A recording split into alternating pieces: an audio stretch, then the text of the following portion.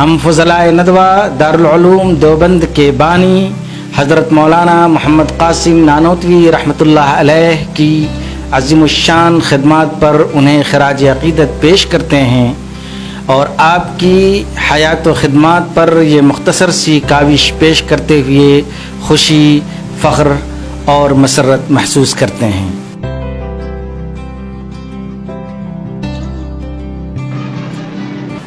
1857 سے پہلے تقریباً پورے ہندوستان پر انگریزوں کا قبضہ ہو چکا تھا۔ انگریزوں کا ظلم و ستم ہندوستانی عوام پر جاری تھا۔ مخالفت کی ہر آواز کو دبایا جا رہا تھا۔ انگریزوں کا ظلم و ستم جب حد سے گزر گیا تو 1857 عیسوی کے آتے آتے ہندوستان کے کئی علاقوں میں جہاد کی تحریکیں شروع ہوئیں اور بغاوت کی آگ ہر طرف بھڑک اٹھی۔ ضلع شاملی کے تھانہ بھون میں اس دور کے نامور علماء دین اکٹھا ہوئے۔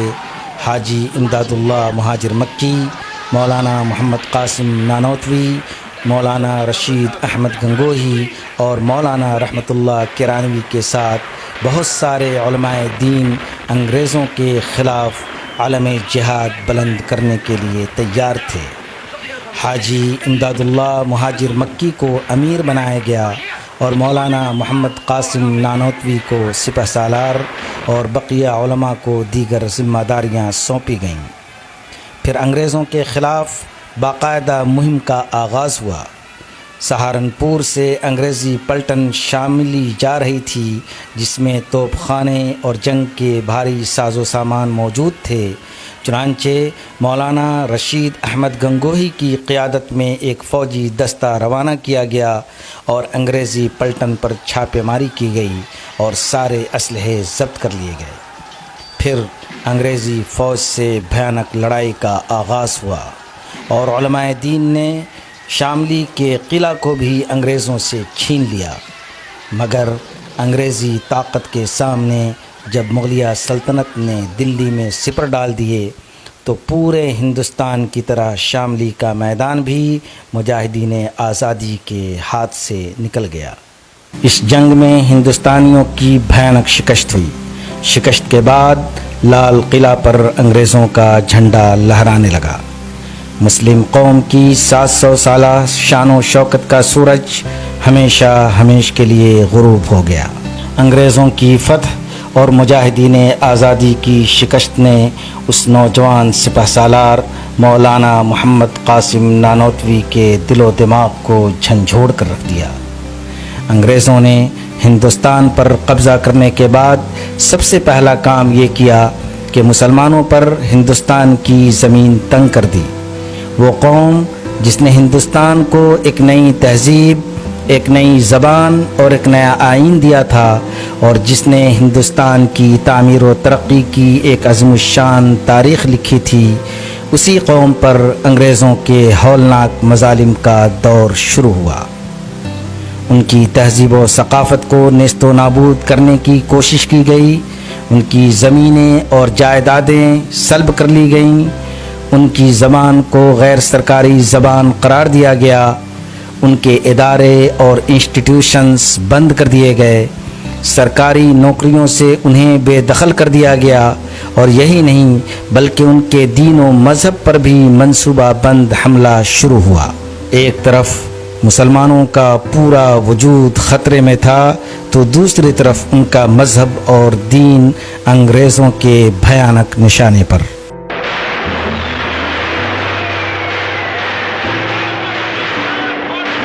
ایسے حالات میں شاملی کے میدان میں انگریزوں کو للکارنے والا وہ مرد مجاہد اٹھا اور ہندوستان میں مسلمانوں کے دین و مذہب کی حفاظت کا بیڑا اپنے سر اٹھا لیا اور اپنے دینی اور تعلیمی تحریک کے ذریعہ ایک ایسا انقلاب برپا کر دیا جس کی مثال گزشتہ کئی صدیوں میں دکھائی نہیں دیتی۔ اس عظیم شخصیت کا نام مولانا محمد قاسم نانوتوی تھا، جن کو دنیا دارالعلوم دیوبند کے بانی کے نام سے جانتی ہے۔ مولانا محمد قاسم نانوتوی نے کئی شہروں میں مدارس کا جال بچھایا۔ دیوبند میں دارالعلوم، مراد آباد میں مدرسہ قاسمیہ شاہی، گلاوٹی میں مدرسہ منبع العلوم اور امروہہ میں مدرسہ جامع مسجد امروہہ قائم کیا، جہاں سے آج بھی علم دین کی روشنی ہر طرف پھیل رہی ہے۔ مولانا محمد قاسم نانوتوی کی زندگی کا سب سے عظیم الشان کارنامہ دارالعلوم دیوبند کا قیام تھا۔ دارالعلوم دیوبند ایک مدرسہ نہیں بلکہ ایک مشن تھا، ایک تحریک تھی جس کا خواب مولانا محمد قاسم نانوتوی نے دیکھا تھا، اور سچ تو یہ ہے کہ مولانا محمد قاسم نانوتوی کے جانشینوں نے مولانا کا وہ خواب سچ کر دکھایا۔ مولانا نے سہارنپور کے ایک چھوٹے سے شہر دیوبند میں جو علم دین کی شمع روشن کی تھی، اس شمع سے شمع جلتی گئی، یہاں تک کہ پورا بر صغیر علم دین کے ان قمقموں سے جگمگا اٹھا۔ آج ہندوستان ہی نہیں بلکہ پاکستان، بنگلہ دیش، افغانستان، جنوبی افریقہ، برطانیہ کے علاوہ دنیا کے نہ جانے کتنے ممالک میں اہل دیوبند نے علم دین کا جو چراغ جلا رکھا ہے، اس کی روشنی سے ہزاروں طالبان علوم نبوت روزانہ فیض یاب ہو رہے ہیں۔ دارالعلوم دیوبند کو جامع ازہر کے بعد دنیا کی سب سے بڑی اسلامک یونیورسٹی کے طور پر مانا جاتا ہے۔ مولانا محمد قاسم نانوتوی نے مولانا سید محمد عابد دیوبندی، مولانا ذوالفقار علی دیوبندی اور مولانا فضل الرحمن عثمانی صاحب کے عملی تعاون سے 13 مئی 1866 عیسوی کو سہارنپور کے ایک چھوٹے سے گاؤں دیوبند میں اس کی بنیاد رکھی تھی۔ اس کا آغاز دیوبند کی چھتہ مسجد سے ہوا اور ایک درخت کے نیچے ایک استاذ اور ایک طالب علم کے ذریعہ اس کی شروعات ہوئی۔ مولانا محمد قاسم نانوتوی کی خلوص و للہیت اور بے مثال قربانی نے اسے بہت ہی مختصر مدت میں ترقی کی بلندیوں تک پہنچا دیا۔ مولانا نے آخری سانس تک اسی باغیچہ علم و فن کی آبیاری کی اور اس کی تعمیر و ترقی میں مشغول رہے۔ دارالعلوم دیوبند نے صرف علم دین کی روشنی ہی نہیں پھیلائی، بلکہ دارالعلوم دیوبند کے فرزندوں نے اپنے بانی کے نقش قدم پر چلتے ہوئے ملک کی آزادی میں ایسا زبردست کردار ادا کیا جسے ہندوستان کی تاریخ کبھی فراموش نہیں کر سکتی۔ تحریک ریشمی رومال آج بھی آزادی کی تاریخ کا ایک سنہرا باب ہے۔ مولانا محمود الحسن، مولانا عبید اللہ سندھی، مفتی کفایت اللہ دہلوی، مولانا حسین احمد مدنی، مولانا احمد علی لاہوری اور مولانا حبیب الرحمن لدھیانوی کے علاوہ سینکڑوں فرزندان دارالعلوم دیوبند ہیں جنہوں نے ہمارے ملک کی آزادی میں ایک زبردست کردار ادا کیا۔ جہاں تک علماء دیوبند کی علمی، تصنیفی اور دینی اور دعوتی خدمات کا تعلق ہے تو تبلیغی جماعت جو دنیا کی سب سے بڑی دینی اور دعوتی جماعت تسلیم کی جاتی ہے، اس کے بانی مولانا الیاس کاندھلوی بھی اسی دانشکدہ کے فرزند ارجمند تھے۔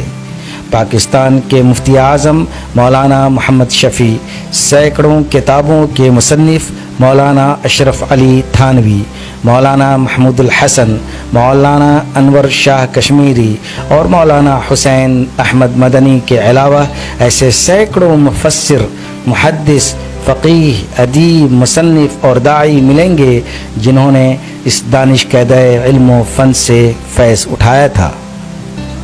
دارالعلوم دیوبند کے فرزندوں نے جو پچھلے 150 سال میں جو عظیم الشان خدمات اور کارنامے انجام دیے ہیں، اس پر بلا شبہ ملت اسلامیہ کو ناز ہے، اور ان سب کا صحرا اسی مرد مجاہد مولانا محمد قاسم نانوتوی